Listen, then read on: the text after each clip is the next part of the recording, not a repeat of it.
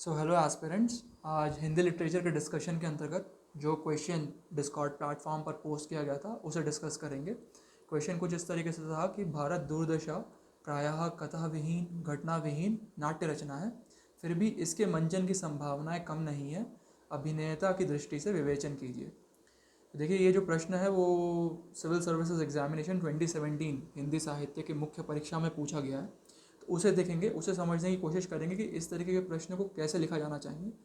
और जैसे हम अपने पिछले वीडियोस में डिस्कस करते आ रहे थे कि नाटकों से संबंधित हमने एक डिस्कशन शुरू किया था कि नाटक क्या हैं, उनके प्रमुख पैरामीटर्स या प्रतिमान क्या होते हैं, वो भी हमने समझने की कोशिश की थी। और एक जनरल डिस्कशन हमने पिछले कुछ वीडियोस में देखना शुरू किया है कि नाटकों के अंतर्गत क्या क्या चीज़ें होती हैं, क्या क्या चीज़ें शामिल होती हैं। तो आज उसी को बढ़ाते हैं आगे। पहले देन हम समझेंगे भारत दूरदशा में अगले 2 अंक के अंतर्गत क्या कहा गया है। अंक 3 और अंक 4 का डिस्कशन करेंगे आज, और फिर उसके पश्चात जो क्वेश्चन है उसका डिस्कशन करेंगे। तो चलिए शुरू करते हैं। देखिए, स्वातंत्र्योत्तर नाटक, हमने कल जो वीडियो देखा था उसमें स्वतंत्रता से पहले के नाटकों के बारे में समझने की कोशिश की थी। आज स्वतंत्रता के पश्चात के नाटकों को समझने की कोशिश करते हैं। देखिए, 1947 से आज तक के जो नाटक हैं उन्हें स्वातंत्र्योत्तर नाटक के रूप में देखा जाता है। तो इसे 3 चरणों में डिवाइड आप कर सकते हैं, 3 भाग में आप विभाजित कर सकते हैं। पहला है आधुनिकता बोध व विसंगति बोध। तो देखिए, जब आज़ादी हुई 1947 के बाद से, जो आज़ादी का दौर शुरू हुआ, उसके पश्चात जो नाटक लिखे गए, जो रचनाएं रची गई, उनमें आधुनिकता बोध का तत्व शामिल था। यानी आधुनिक बातों को दर्शाने की कोशिश की जाती थी नाटकों के अंतर्गत। साथ ही साथ विसंगति बोध भी शामिल था। विसंगति बोध से आप परिचित ज़रूर होंगे यदि आपने नई कहानी पढ़ ली है या आपने नई कहानी का जो वीडियो डिस्कशन था उसे देखा होगा। तो उसमें दर्शाया था कि किस तरीके से जो मध्य वर्ग है वो आत्मनिर्वासन, व्यक्तित्व विखंडन, चारित्रिक टूटन, इन तत्वों का शिकार होता चला जा रहा है। उसे ही विसंगति बोध के रूप में देखा जाता है या विसंगति बोध के रूप में कहा जाता है। तो ये नाटकों के अंतर्गत ऐसे तत्व ज़्यादा से ज़्यादा उभरे। उदाहरण के तौर पर, जैसे आपकी पाठ्यक्रम में मोहन राकेश जी की एक रचना है आषाढ़ का एक दिन, तो वो कुछ इसी प्रकार की रचना जो विसंगति बोध से परिपूर्ण नज़र आती है। साथ ही मोहन राकेश जी का एक आधे अधूरे नाटक भी है, तो उसमें भी यही तत्व नज़र आता है। तो ऐसे आपको 2-3 रचनाओं के नाम पता रहने चाहिए, 2-3 रचनाकारों के नाम भी पता रहने चाहिए जिन्होंने आधुनिकता बोध और विसंगति बोध के अंतर्गत नाटक या रचनाएं रची हैं। इसी तरीके से यदि एक और मैं रचनाकार का नाम लूँ तो धर्मवीर भारती एक रचनाकार है, उन्होंने अंधा युग लिखी है। तो ये 2 रचनाकार आप याद रखिएगा। एक आध और अन्य रचनाकार यदि आपको मिल जाते हैं आपके नोट्स में से, तो आप शॉर्ट नोट्स बनाते समय उन्हें लिख लीजिए, क्योंकि यदि एग्जामिनेशन में आ गया तो आपको सहूलियत होगी आंसर लिखने में। देखिए, दूसरा जो है वो है पाश्चात्य शिल्प। तो जब पाश्चात्य शिल्प शुरू हुआ, इसका मतलब ये था कि जो पश्चिम के नाटक थे, पश्चिम के नाटकों के अंतर्गत जो भी तत्व थे वो भारतीय नाटकों पर भी प्रभावी होने लगे। तो उनके अंतर्गत क्या था, जैसे कथा विहीनता होती है, यानी कथा पर अधिक बल नहीं है, तो उसे हम बोलते हैं कथा विहीनता। इसी तरीके से चारित्र विहीनता, चरित्र की जो, यानी कि जो चरित्र इस किसी भी नाटक के अंतर्गत भूमिका में है उनकी विहीनता हो जाती है, यानी वो महत्वपूर्ण नहीं होते हैं, चरित्र विहीनता उसे बोला जाता है। इसी तरीके से सूत्रधार, यानी कि सूत्रों का अधिक प्रयोग होता है। तो ये कुछ प्रमुख तत्व पाश्चात्य शिल्प के अंतर्गत देखने के लिए मिलते हैं। तो पाश्चात्य शिल्प के अंतर्गत यदि किसी नाटकों या रचनाकारों को आपको देखना है तो उनमें जो सर्व प्रमुख है वो है भीष्म साहनी, जिनकी मुआवजे एक उनकी रचना है, वो बहुत ही प्रसिद्ध है। इसी तरीके से त्रिशंकु, जिन्हें ब्रजमोहन शाह जी ने लिखा है, वो भी बेहद प्रसिद्ध है। तो आप ब्रजमोहन शाह जी का भी नाम यहाँ पे लिख सकते हैं।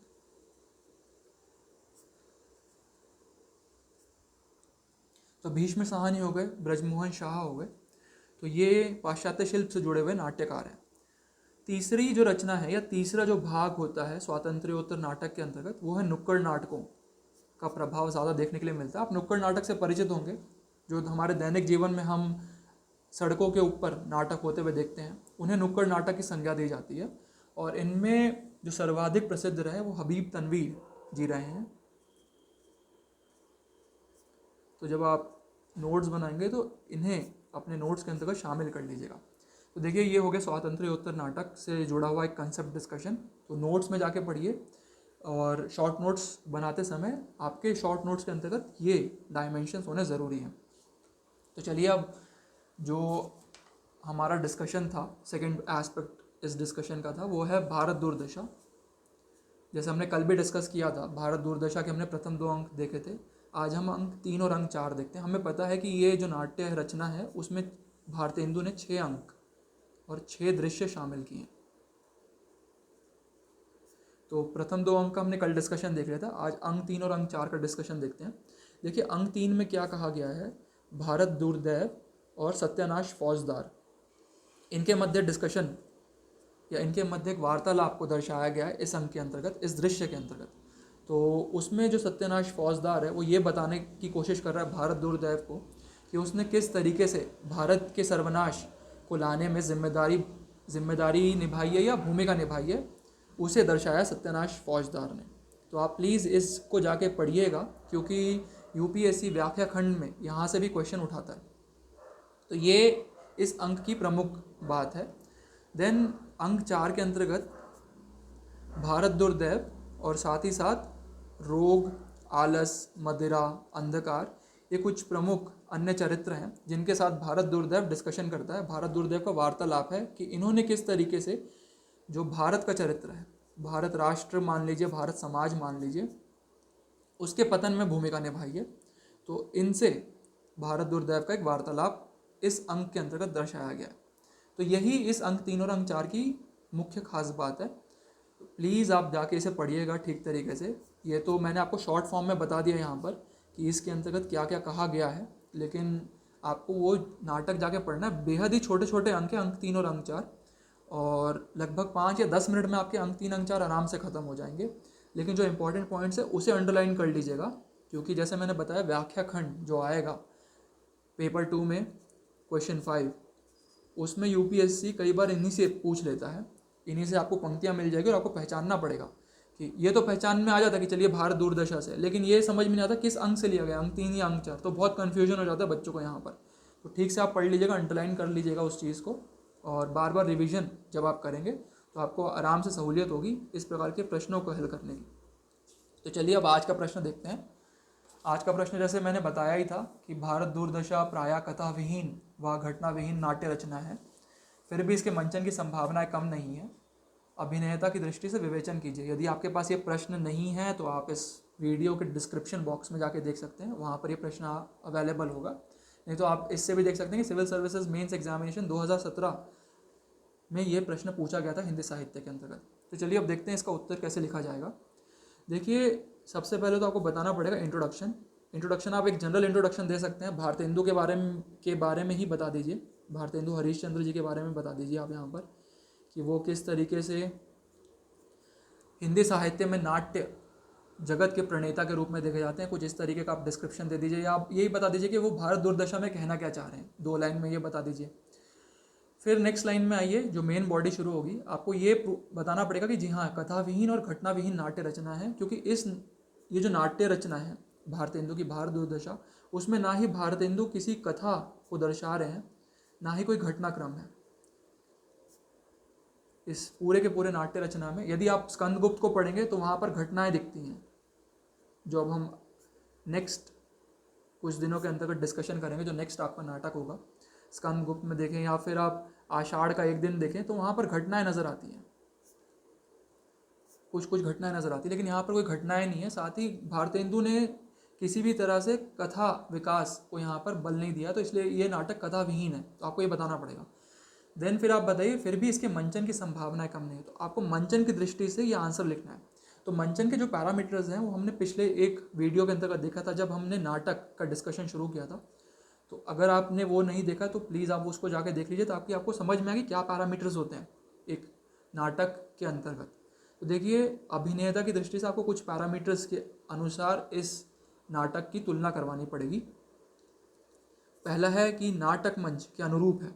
जो भारतेंदु का ये भारत दुर्दशा है, वो जो नाटक है वो मंच के अनुरूप है, आपको ये दर्शाना पड़ेगा। जैसे अगर आप तुलना करवाएंगे स्कंदगुप्त की, तो स्कंदगुप्त जो है वो मंच के अनुरूप नहीं है। जयशंकर प्रसाद जी ये कहते हैं कि नाटकों को मंच के अनुरूप नहीं होना चाहिए, जबकि बल्कि मंच को नाटकों के अनुरूप बनना चाहिए। लेकिन भारतेंदु की ये सोच नहीं थी। भारतेंदु ने जो नाटक रचा है भारत दुर्दशा, वो बेहद ही आसान है और मंच पर आसानी से खेला जा सकता है। तो आपको ये बताना पड़ेगा कि नाटक मंच के अनुरूप है। दूसरा, आपको बताना पड़ेगा कि नाटक बेहद छोटा है, क्योंकि महज 6 अंक और 6 दृश्य शामिल है। यदि स्कंदगुप्त की तुलना आप देखेंगे तो स्कंदगुप्त में 5 अंक हैं लेकिन 33 दृश्य हैं, तो बेहद ही बड़ा नाटक हो जाता है। कई बार 7-8 घंटे लग जाते हैं इस नाटक को खेलते खेलते स्कंदगुप्त को। लेकिन जो भारतेंदु का भारत दुर्दशा है, बेहद ही आसानी से बहुत ही कम समय में खेला जा सकता है। तो आपको ये बताना पड़ेगा कि छोटा नाटक है। तीसरा, बताना पड़ेगा उद्देश्य क्या है भारतेंदु का यहाँ पर। तो बताइए कि भारतेंदु इस नाटक के माध्यम से राष्ट्रीय चेतना को जगाने का कार्य कर रहे हैं, जगाने पर बल दे रहे हैं। आपको कुछ इस तरीके से उनका उद्देश्य बताना पड़ेगा 1-2 पंक्तियों के अंतर्गत उदाहरण के साथ। देन बताइए संवाद योजना कैसी है। देखिए, जो संवाद योजना है भारतेंदु की, वो बेहद ही चुस्त व गतिशील, ऐसे टर्म्स आपको यूज़ करने पड़ेंगे। चुस्त है, गतिशील है और छोटे, जो संवाद हैं वो बेहद छोटे हैं। तो इस तरीके के आपको कुछ टर्म्स यूज़ करने पड़ेंगे। कंपेयर करवा दीजिए स्कंदगुप्त से, जहाँ पर बेहद ही बड़े बड़े संवादों को जयशंकर प्रसाद जी ने शामिल किया है। तो आप ऐसे कंपेयर करके भी बता सकते हैं। कंपेयर कीजिएगा क्योंकि तभी आपको ज़्यादा अंक मिल पाएंगे। इसी के पश्चात आपको कुछ अन्य पैरामीटर्स और दर्शाने पड़ेंगे, जैसे कि अभिनेता संकेत। अभिनेता के जो संकेत हैं वो भी भारतेंदु ने दिए। उदाहरण के तौर पर, जैसे मैंने पिछले वीडियो में बताया था कि जब आलस आता है, आलस एक चरित्र का नाम है, तो जब आलस की एंट्री होती है इस नाटक के अंतर्गत, तो भारतेंदु ने चीज़ दर्शाई है कि आलस एक मोटा व्यक्ति है और जम्हाई लेकर धीरे धीरे आता हुआ नजर आता है। तो ये आपको दर्शाना पड़ेगा कि भारतेंदु ने अपने नाटक के अंतर्गत कैसे इस तरीके के डिस्क्रिप्शन, कई सारे ऐसे डिस्क्रिप्शन दिए, अभिनेता के संकेत दिए। देन आपको बताना पड़ेगा ध्वनि योजना कैसी है। तो जब आंधी आती है, आंधी एक और चरित्र है इसमें, तो भारतेंदु ने दर्शाया है ब्रैकेट में लिखकर कि तेज हवाओं, जब ये चरित्र की एंट्री होती है तो तेज हवाएं चलती हैं, ताकि समझ में आए कि आंधी आ रही है। तो ये ध्वनि योजना के माध्यम से भारतेंदु यहाँ पर ये चीज़ दर्शाने की कोशिश कर रहे हैं। इसी तरीके से दृश्य योजना, जैसे मैंने पहले ही बताया 6 अंक हैं और 6 दृश्य हैं, और जो दृश्य हैं वो बेहद छोटे हैं। तो आपको ये बताना पड़ेगा यहाँ पर कि अभिनेता की दृष्टि से भले ही 6 दृश्य शामिल है, लेकिन बहुत ही सूक्ष्म, बहुत ही छोटे दृश्य हैं और आसानी से पूरे किए जा सकते हैं। देन निर्देशक की केंद्रीयता। देखिए, जो भारतेंदु का नाटक है उसमें निर्देशक को बहुत ज़्यादा स्वतंत्रता मिलती है कि वो अपने अनुसार यदि वो परिवर्तन कुछ करना चाहता है तो आराम से परिवर्तन कर सकता है और आसानी से नाटक को पूरा करवा सकता है। लेकिन ये चीज़ स्कंदगुप्त नाटक में नज़र नहीं आती। जयशंकर प्रसाद जी ने निर्देशकों के लिए बहुत ही कम स्वतंत्रता दी हुई है, वहाँ पर स्वतंत्रता ज़्यादा है नहीं, जबकि भारतेंदु के इस नाटक में बेहद अधिक स्वतंत्रता मौजूद है निर्देशकों के लिए। तो आप इसके साथ भी कंपैरिजन करवाइएगा।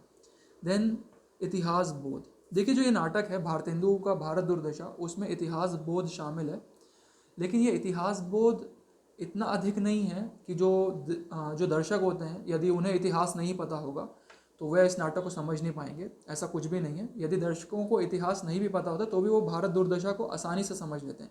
लेकिन स्कंदगुप्त, पुनः यहाँ पर मैं स्कंदगुप्त का ही उदाहरण दूंगा, यदि आपको या किसी दर्शक को इतिहास के बारे में नहीं पता है, ठीक से इतिहास नहीं पता है, तो उसे ये नाटक समझने में बहुत दिक्कत होती है, बहुत मुश्किल होती है।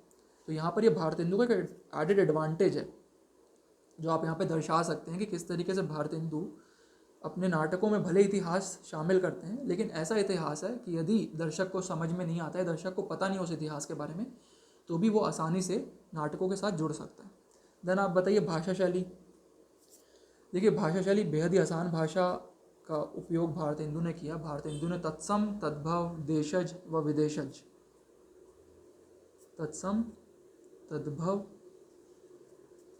देशज और विदेशज शब्दों का उपयोग किया है। तो आप ऐसे टर्म्स यूज़ कीजिएगा और एक एक उदाहरण दे दीजिएगा कि कौन कौन से तत्सम शब्द हैं, तद्भव शब्द हैं, 1 या 2 उदाहरण।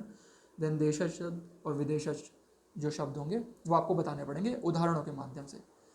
इस तरीके से आपका ये मेन बॉडी खत्म होगा। देन निष्कर्ष में आप बता दीजिए कि भारतेंदु की जो ये रचना है वो आज भी कैसे प्रासंगिक है। ये हमने पहले भी पिछले वीडियो में डिस्कस किया ही था, आप वहाँ से देखकर बता सकते हैं किस तरीके से प्रासंगिक है। या तो ये बता दीजिए, या तो आप ऐसे सीधा एक शॉर्ट फॉर्म शॉर्ट लाइन में ये लिख सकते हैं कि अभिनेता की दृष्टि से भी भारतेंदु की जो रचना है वो बेहद ही उज्जवल है हिंदी साहित्य के अंतर्गत और एक प्रकाश स्तंभ के रूप में स्थापित है। कुछ इस तरीके का एक अच्छा निष्कर्ष लिखकर भी आप एंड कर सकते हैं। तो मैं आशा करता हूँ कि आपको चीज़ें समझ में आई होगी। कोई भी डाउट्स होंगे तो प्लीज़ आप डिस्कॉर्ड प्लेटफॉर्म पर पूछ लीजिएगा। बहुत बहुत धन्यवाद।